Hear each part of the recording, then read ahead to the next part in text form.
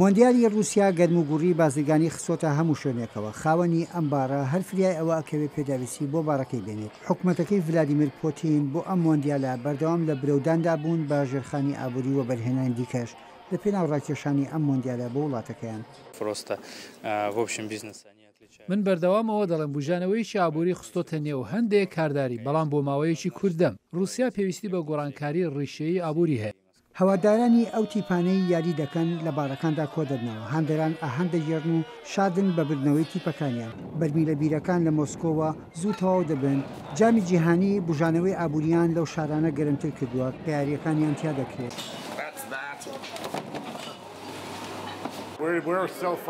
ئێمە دوورین لە هەر نەخشە و پلانێکی ئابووریەوە بیرەیەکی زۆر دێنن لە شەوێکدا بە هێندە 1 مانگ دەفرۆشین.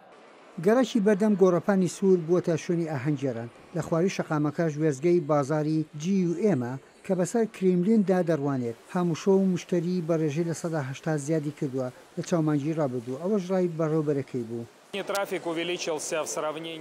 کاریگەری زۆر لەوە زیاتر بوو کە ئێمە پێشبینیمان کردبوو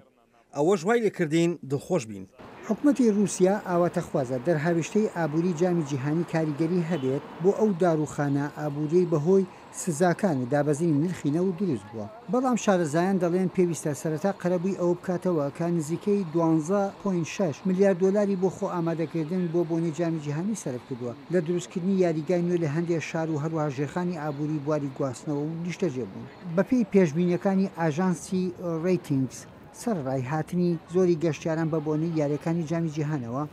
بەڵام ئەوە تەنها بەشداریەکی کەمی بۆ بژانەوەی ئابووری دەبێت.